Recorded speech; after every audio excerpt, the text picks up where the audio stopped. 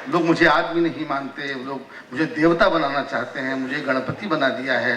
अब गणपति आपके सामने खड़े हैं और उनकी सवारी दूसरे माइक पर बैठी है।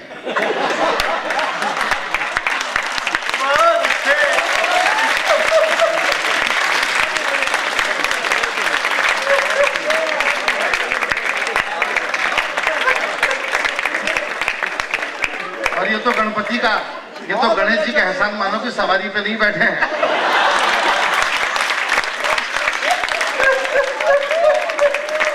वरना सवारी के चित्र पे हार टंग जाता और एक अच्छा खासा चित्रहार हो जाता।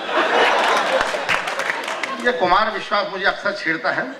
अब तो मैं जरा कुछ दुबला पतला हो गया हूँ, बल्कि दुबला हो गया हूँ, बल्कि पतला हो गया हूँ। दुबला तो फिर भी एक स्टेटस है, लेकिन मैं पिछले दिनों काफी हैवी था, तो अक्सर मेरी काया का प्रयोग मंच पे करता था। मुझे मोटा बताता था, मेरी काया से छेड़छाड़ करता था। ये मेरा दुर्भाग्य है कि एक पुरुष मेरे साथ में छेड़छाड़ करता है। असल में खाते पीते लोगों से, स्वस्थ लोगों से दुबले काया के लोगों को कुंठा होती है, ईर्ष्या होती है। आप इस शख्स को देखिए, जरा गौर से देखिए, जरा मन की आंखों से देखिए। जब इस उम्र में ये इस साइज का और वजन का है, तो पैदाइश के समय में इसका हाल क्या रहा?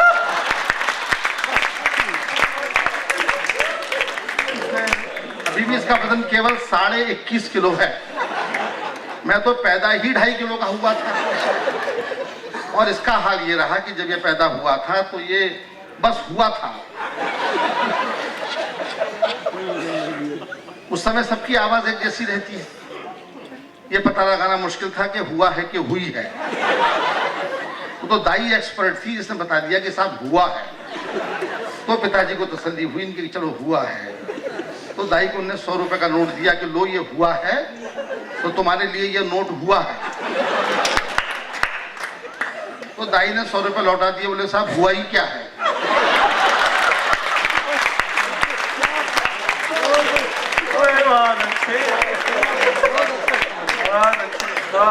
ये लोग विदेशों में इसलिए जाते हैं और मैं इसलिए नहीं जाता हूं कि मुझे लोग हिंदुस्तान में ठीक से सुन लेते हैं।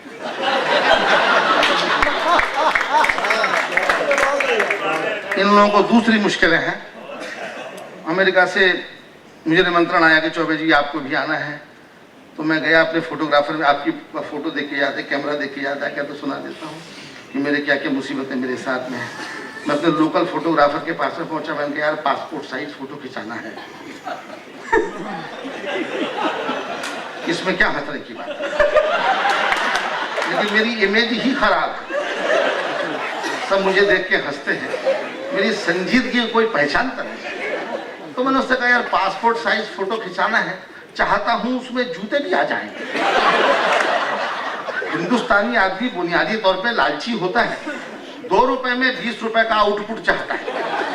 तो मैं भी वही अपना महान हिंदुस्तानी, मैंने कहा यार पासपोर्ट साइज फोटो खिंचाना है, चाहता हूँ उसमें जूते भी आ जाएं। वो बोला आ जाएंगे साहब, सिर पे रख लेना। ये मजाक मेरे साथ में इसलिए होते हैं क्योंकि मैं हास्य रसा कवि हूँ। मुनव्वर राना साहब बड़े भाई हैं हमारे, बहुत अच्छे हमारे बड़े भाई हैं, दोस्त भी हैं। तो लेकिन वो भी मुझसे मजाक कर लेते हैं, खुद बड़े संजीदा शायर हैं, पर मुझको देखते हैं उनको फुलझड़ियाँ से छूटने लगती हैं। वो तक मजाक कर लेते हैं मेरे साथ में। पिछले दिनों अमेरिका से लौटे मुनव्वर भाई, तो मैंने कहा साहब मैं भी अमेरिका जाने की सोच रहा हूँ, कितना पैसा लग जाएगा? बोले एक भी नहीं, क्योंकि सोचने का क्या पैसा।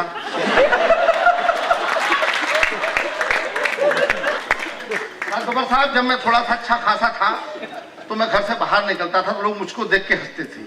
मेरी कविताओं पे हंसने का मौका ही नहीं आता था, वो मुझको देख के हंसने लगते थे। रिक्शे वाले से कहा स्टेशन चलोगे? वो बोला चलो। हमने कहा पैसे? तो बोला 2 रुपए किलो। ऐसा रेट आपने कभी नहीं सुना होगा। दुनिया जाती है किलोमीटर से, मैं जाता हूँ किलो से। अपनी अपनी मार्केट वैल्यू है। हमने रिक्शे वाले से कहा स्टेशन चलोगे? वो बोला चलो। हमने कहा पैसे? तो बोला 2 रुपए किलो। हमने कहा क्या बोलता है, सवारी को बिठाता है कि तोलता है? वो बोला बुरा मत मानिए चौबे जी, मैंने टायर ट्यूब के पैसे मिलाकर बोले थे। मुझको देखते ही कैलकुलेशन होने लगता है कि इसको बिठाने पे कितना खर्चा हो जाएगा। मेरा दोस्त है लखनऊ का, लखनऊ शहर का है, उसका नाम भी, उसका उपनाम भी वैसा ही है, बहुत दुबला पतला है। उसने अपना नाम रखा हुआ है तिनका। तंगो मिर्जा का कवि है, हाशम का तिनका और मैं लखनऊ स्टेशन पे खड़े थे, गाड़ी का इंतजार कर रहे थे, गाड़ी लेट थी, सोचा वजन देता हूँ। वजन लेने मशीन पे चढ़ा तो मशीन भी मुस्कुराने लगी। हम वजन तोलने की मशीन पर चढ़े, टिकट देखा तो आसमान से नीचे गिर पड़े। लिखा हुआ था सूचनाएं गौर से पढ़ें, एक साथ 4 लोग न चढ़ें।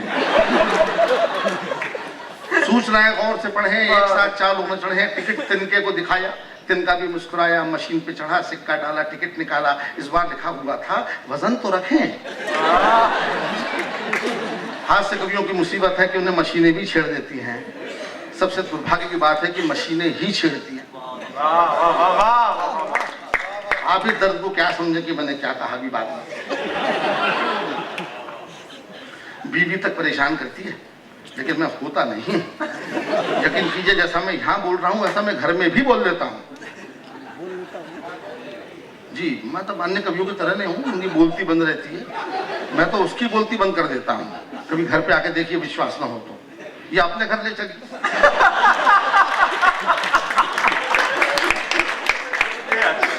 मैं तो सब जगह बोल लेता हूँ। एक बार मेरी बीवी मुझसे बोली कि भगवान जब मर्दों को अकल बांट रहा था तब तुम क्या कर रहे थे? मैंने कहा मैं तेरे साथ फेरे ले रहा था। उसमें सारी अकल विश्वास को मिल गई, क्योंकि वो ठीक पीछे खड़ा था। तो मैं घबराता नहीं हूँ, बात निकाल लेता हूँ। एक बार मेरी बीवी बोली कि मुझे अपना ब्लड ग्रुप चेक कराना है। डॉक्टर के पास में गई, डॉक्टर मेरा दोस्त है, फोन किया, बोले चौबे जी मुबारक हो, जो ब्लड ग्रुप आपका है वही आपकी बीवी का है। मैं कहा वो तो होता ही, 20 साल से मेरा खून पी रही है। ब्लड ग्रुप तो मेरा ही होता, तेरा होता क्या भाई? ये चुनौतियां आती मेरे साथ में, लेकिन मैं कलेजे वाला हूँ और हंसा लेता हूँ, लोगों को कर लेता हूँ, और क्या करूँ। लेकिन कभी दांव उल्टा पड़ जाता है। औरतें भी तो बुद्धिमान होती हैं।